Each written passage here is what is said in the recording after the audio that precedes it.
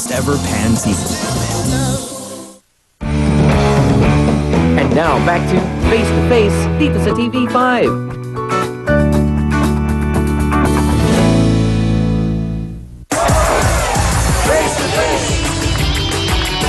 Maari ngang mabait talaga si Mang Reynaldo kaya na-in love si Catherine.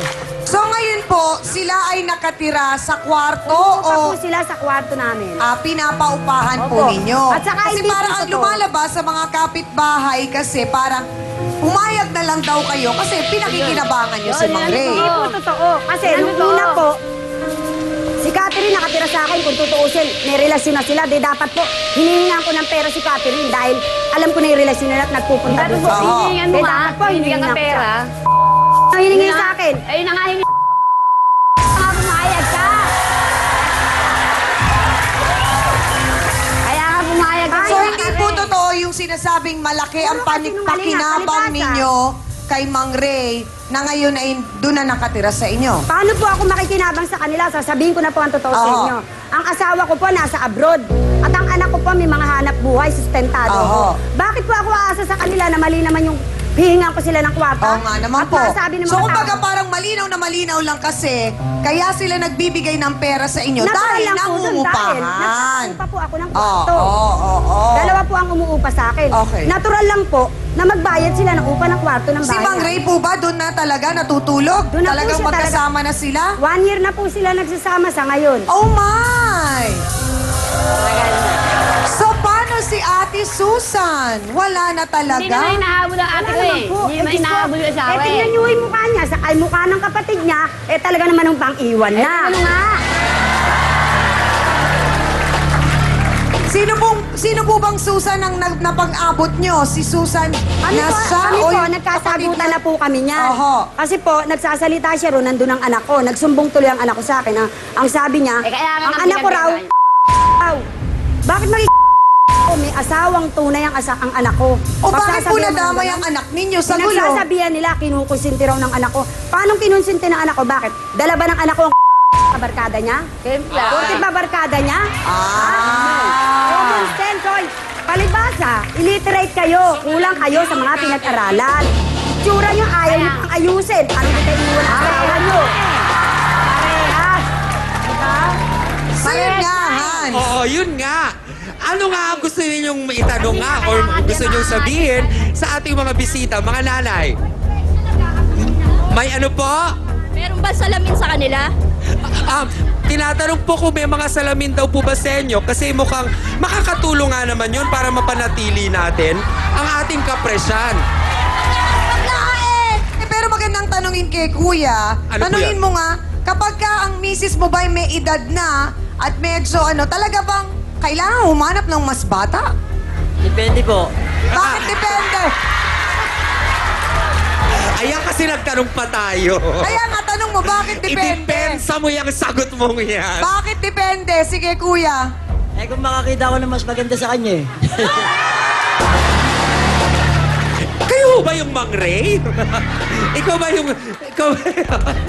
Parang pareho ng opinion ni Kuya, etong tatawagin natin. Siya Oo lang nga, mismo ang magsasabing bakit niya nagawang ipagpalit sa mas bagets ang kanyang kinakasama. Ano ba? Dahil ba sa amoy? Nakakitidid na lang naman ang tinapa si Aling Susan ah. Bakit ba nag-ibang hilig mo, Mang Reynaldo? Flores, pasok!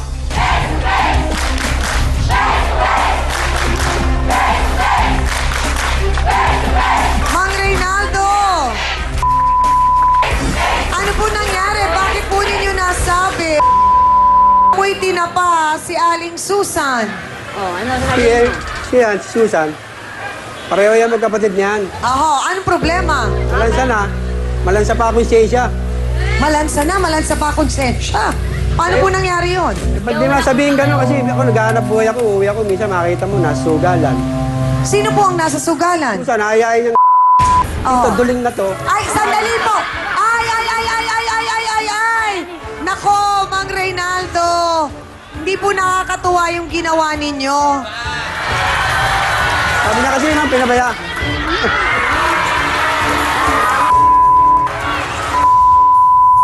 walang katotohanan yung sinasabi niyan eh. Pag uwi sa amin, habubugbog yan. Bumbog. Mamaya, bagumbog ka. Ano po yung sinasabi niyong dahil sa amoy tinapa si Ate Susan, kaya niyo iniwan? Parang si Kati sinasabihan niya. Hanap ka ng amoy Sasabihin niya damit. Hindi naman ako eh. Saan po ninyo ba nakilala yan si Catherine? Dispiras ng piyesta ng Tondo yun, ma'am. Makilala ko yan eh. Ano pong amoy ni Catherine? Kati, kung sa baga... Kati naman, kung sa baga matamis. Kaya ang panood ka, ito, wala nang tamis to eh. Ano po kaya magiging pakiramdam nyo, Mang Reynaldo, pag dumating ang araw na tumanda kayo at si Catherine naman ang magsabing kayo na ang walang tamis? At tanggapin ko kasi ma'am, tanda na ako eh. Yung 48 na ako, pinatulang pa ako ni Kati. Oo. Kasalanan ko ba kung ibigin ako? Wow! Hindi ko po kinakaya mga dahilan nyo. Hindi ko naman pinilit ma'am, pumatol eh. Eh ma'am, sa pag-ibig ba, meron bang sukatan? Tibi eh. Hindi, kasi ako lang, ang sa akin lang, Mang Reynaldo, masakit kasi para sabihin ninyo sa inyong kinakasama na kasi wala na siyang tamis, eh kayo rin naman ang umubos ng tamis na yun eh. Gusto po ba ninyong paliguan ko ng asukal na pula si Aling Susan? Hindi na ma'am, kahit magic sugar pa, hindi na ako sasama sa kanya. Pero kung papipiliin ka, Mang Reynaldo, saan ka? Sa panutsa o sa tinapa? Panutsa ako ma'am. Masarap naman po ang tinapa. Kasi ma'am, si Kati, pwede mo iulam sa kanin. So ano pong nagustuhan ninyo nga kay Catherine? Bukod sa siya'y matamis. Kati ma'am, nung makakilala ko, nagbigay ka agad sa akin ng parang hindi ko hinahanap Yung ko sa love babae. and care. Yung ma'am, oo. Hindi kaya parang ganun lumalabas, doktora? Parang dinadahilan na lang ni Mang Reynaldo ito. Pero talagang parang gusto niyang patunayan na, alam mo na, eh ayaw na daw niya kay Aling Susan dahil ala ng tamis. Oh, hindi pa dinidiligan, bunga na ng bunga? Sita, kahit anong dilig mo, lalaglagan ng Hindi ka bunga. ba natatakot baka hindi sa'yo ang bunga? Parang lumalabas kasi, doktora, ang dami itong sinasabi na ito ni Mang Reynaldo. Hindi kaya ito yung mga dahilan at palusot na lang ng isang lalaki? Kasi parang di bihira tayo nakakarinig ng babae na sinasabing iniwan niya ang kanyang mister kasi ala ng tamis. Pero madalas nating na-encounter na problema dito, sinasabi ng mister ay wala ng tamis ang misis. Kumbaga parang madali magsawa ang lalaki kesa sa babae. Ganun po ba yun? Una-una, Chang, siguro ito na rin ang nagiging pamantayan ng kulturang Pilipino, lalo na sa mga kalalakihan, na sa kanila pag hindi ng babae, hindi lalaki. So, napakahirap para sa mga lalaki rin na sabihin na maging ganun ka-faithful dahil kasi nga, nakikita, mga kasamahan, palagi ng bababae. So, sila gina-justify nila na, paano ko ba maiiwanan ng misis ko? Kagaya niya, sinasabi niya dahil lang sa sugal. Ngayon, kung sinasabi niya na itong si Cathy ay ganito, na bata and everything, siguro dapat kayo rin mag-isip, Mang Reynaldo, ano po ba talaga ang dahilan kung bakit kayo pinatulan ni Cathy? Kasi hindi rin tayo sigurado na kaya kayo pinatulan dahil kayo ay macho, lalaki. Baka ho naghahanap lang ng tatay yun. Oh! Kaya naman mga kasawsawan, saan ba kayo? Sa hindi na matamis o dito sa nang-ubos ng tamis? Yan ang malaking katanungan natin sa ating botohans. So ano ang inyong kasagutan, mga kasawsawan? Pula ba o puti? Sa matamis na naubos nga ba? At doon naman sa nang-uubos ng tamis. At mabilis tumibok ang puso sa ibang iniirog. Ika nga ni Kakiko Balagtas. Botohans tayo! Go!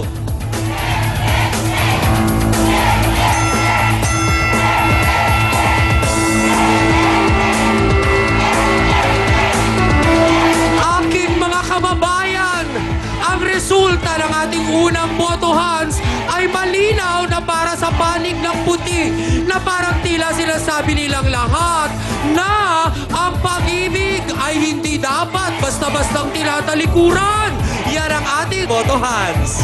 Sabi po ni Mang Reynaldo, abay bukod sa medyo parang amoy tinapa na raw ang kanyang commander, yun na nga, wala nang tamis. Kaya naghanap ng ibang girl na mas sariwa at sabi nga niya, hindi mo pa dinidiligan, namumunga na.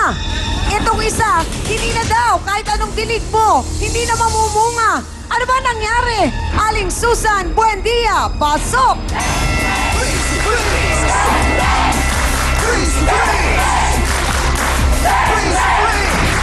Ang kapal ng pagmumukha mo, no? Ang kapal ng mukha mo. Ang kapal ng mukha mo.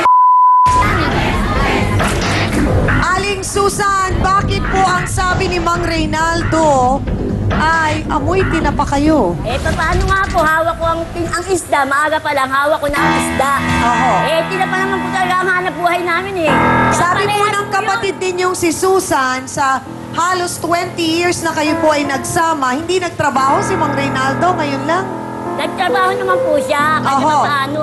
Eh, ngayon kung medyo maganda-ganda na ang trabaho niya, aba, iba naman ang kinalantarin ng Narinig po niyo ang sabi kanina ni Mang Reynaldo, ala na daw po kasi kayong tamis para sa Oo, kanya. ngayon wala, ano?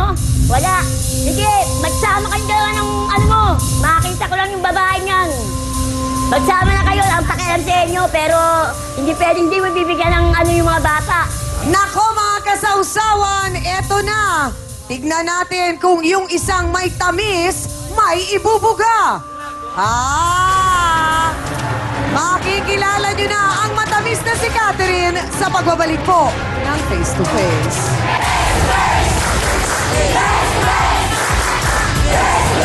Bakit hindi kayo nagpakasal ni Mang Reynaldo? Namin Ayaw naisip tanggapin yun. sa simbahan eh.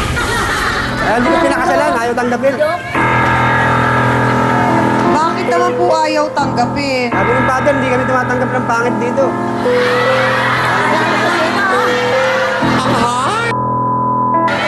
Facebook sausawa na mga kapatid, Mara Aguaviva.